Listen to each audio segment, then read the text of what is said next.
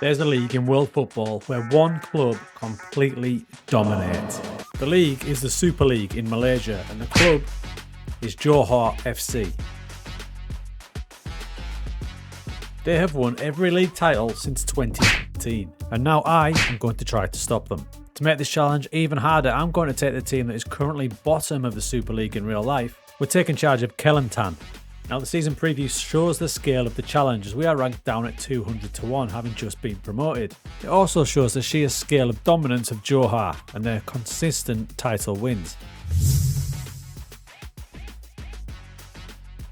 So possibly our impossible goal is to build Kelantan up to be the dominant force in Malaysia and overtake Johor to be the number one club in the country. Even the difference in stadium should show the level of our task.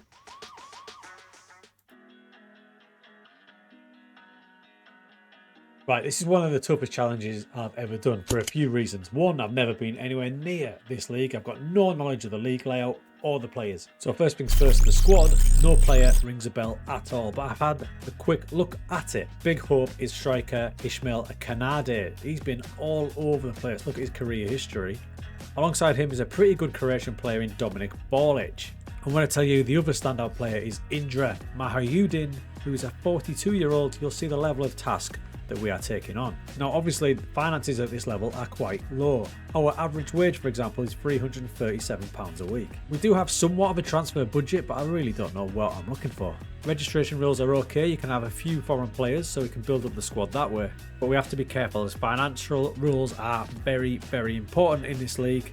So important in fact that some teams have gone bankrupt and been excluded from the league. For the first season I'm going to go for a pretty standard formation because we just need to survive, so I'm going to go for a 4-3-3 and I'm going to try and retain the ball as much as possible. I've got a standard back four. I'm going to ask one of my fullbacks to attack a bit more. The halfback will drop back, which will allow the fullback to push on. Two central midfielders, I want them both to support the striker. A pretty standard 4-3-3. So to bulk the squad out and to give us some sort of chance, I have brought in 5 players, spending a massive 2.8 thousand. Most of, if not all of these players will come straight into the team. As you can see from the attributes, that is the level we're working at. They're not exactly world beaters, and I've tried to keep most of them of Malaysian nationality. The more I delve deeper into this save, the harder it's going to be, I think. We've just done pre-season. The 4-3-3 is working alright. I'm not going to press too much. I've kept the pressing at just slightly more often, just so they kind of keep a shape, because we are that low down the totem pole.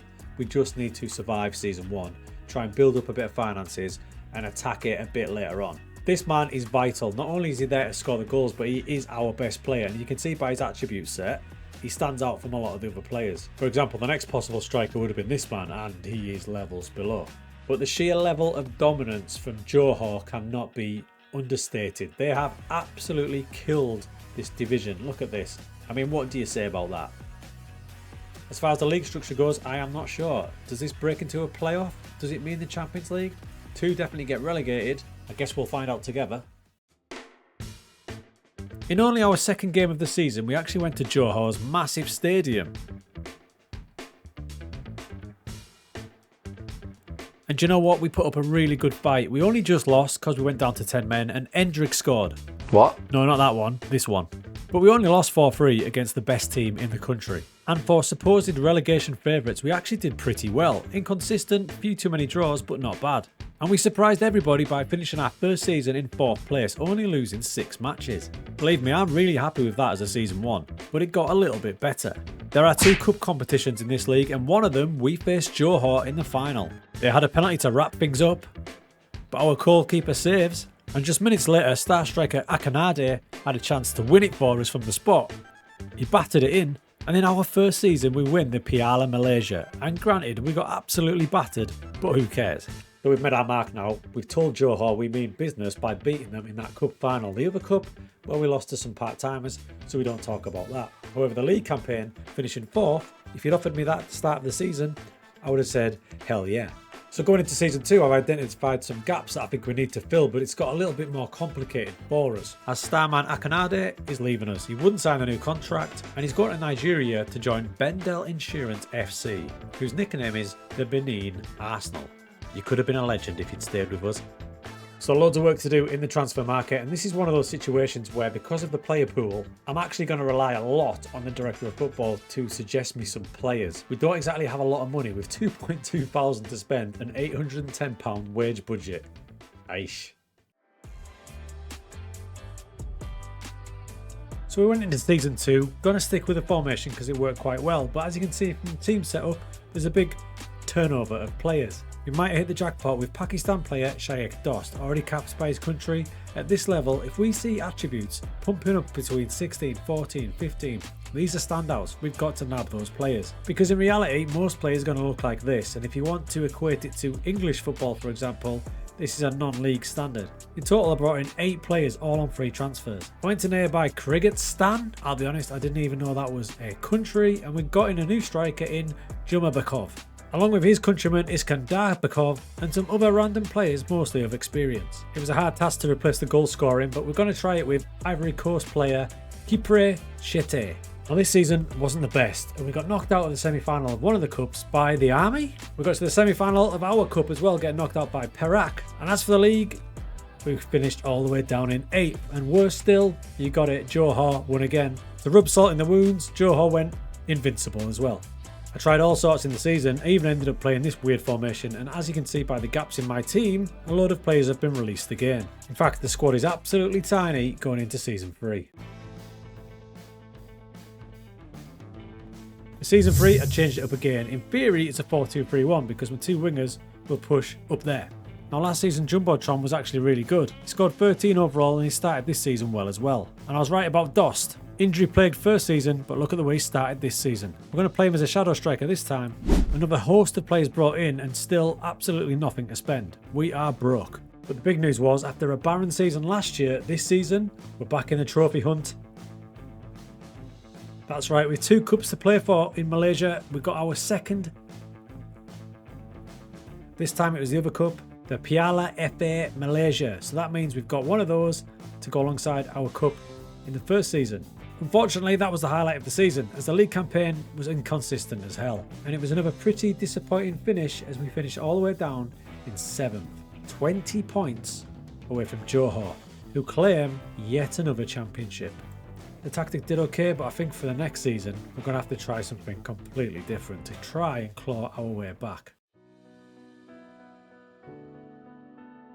Pre-season, in we go, another clutch of signings, but some of these this time will be difference makers. Santos comes on loan from Santos, he's a striker. Another young South American, Alexander Rondon, comes in on a free transfer, and the striker turnover continues with Lambert Ariani. Now these players look a little bit better, and it's led me to think outside the box and go with a diamond formation. Now it's not your normal diamond because we're not going to rely on our wingers to supply the width because they're going to tuck in. Who I am going to rely on is the Mazzalas. So the idea is, when the inverted wing backs come into this sort of position here, then the Mazzalas will go and play it out wide. It does mean we get Dost as that shadow striker with our Brazilian striker. Now I've got high hopes about this one, but we need to, because we need to improve that position. So our job history looks pretty good. We've got 2 trophies. Remember, we are down in the dumps when you first start with Kelantan. You are way down the bottom. So the progress has been good, but we're just too far off these monsters. I mean, the stadium says it all. They just keep winning. They keep winning. And initially I thought the foreign restrictions were okay, but it turns out that during the match, so when you go to match day, you can only have 5 in the match day squad. So then you've really got to juggle around and decide who you want to play. I need to weigh it up, and for me, we need more goals, so my foreign players will be the front 3 and the midfield 2. And that decision has led to me having to retrain my winger, who's now going to play most of the season as an inverted fullback. It's risky, but I couldn't be more happy with the pre-season. That looks good. It all depends now on how the season goes. And instantly I started to feel better on the first game of the season as we put 6 past Sabah. 6-0, 6 different scorers, and everyone in the team seemed to enjoy it. This form has continued in an electric start to the season. And because of our cup win last season, this season we are competing in one of the AFC competitions. The AFC Cup, and that was a game we beat Persik from Indonesia. In fact, we're currently sat top of our group. That's the good news. The bad news is we've gone out of both cups, the Piala Malaysia and the Piala FA Malaysia, both at the quarter-final stage. However, it looks like this league can't deal with our new formation, and our big match against Johor, a 92nd minute winner from Lambert Ariana, was the peak on what's been an absolutely exceptional league campaign, and with only 3 games to go, out of nowhere, Kelantan United are top of the league by 3 points. Our next match, which could seal the title, you guessed it, it's Johor. Ahead of schedule? Absolutely. Am I bothered? Absolutely not. This has been an exceptional season, and if you look at the average ratings above my head there, nearly all of them are over 7. They've absolutely flew.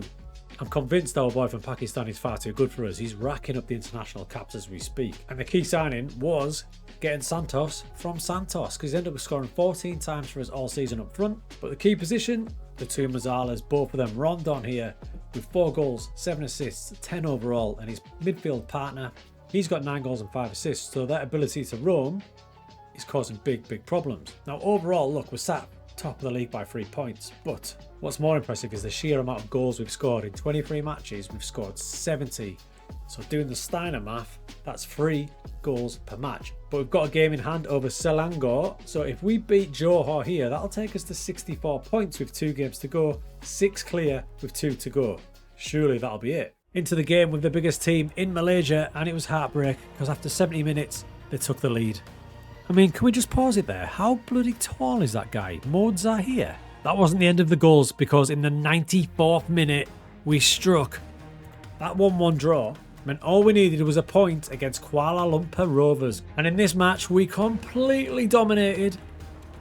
One of the most one-sided matches of the season, and unbelievably, Kelantan United are champions of Malaysia.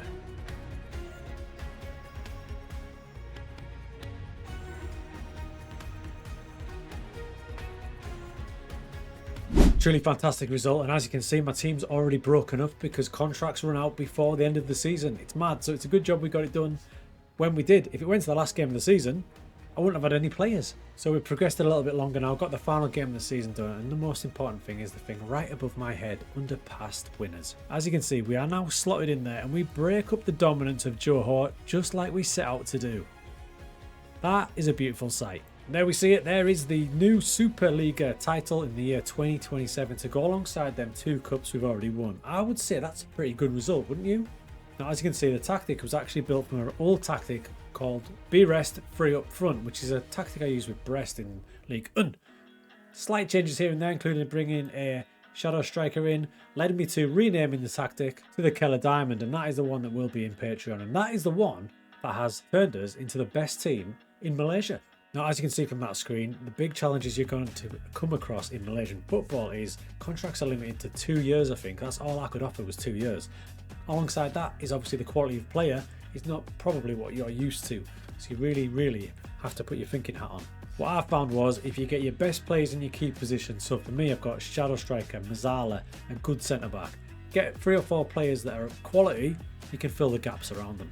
Now the save was going to be over there, but curiosity got the better of me because I wanted to explore the AFC Champions League. We even spent £925. Calm down. The best signing was a game from Brazil, another striker who bagged plenty of goals for us. And although we didn't win the league this time, neither did Johor, so I'm happy. And in the Champions League we beat Melbourne City not once, but twice, which made it even more annoying as they qualified top. Our main mission of stopping Johor being the most dominant team in Malaysia is complete.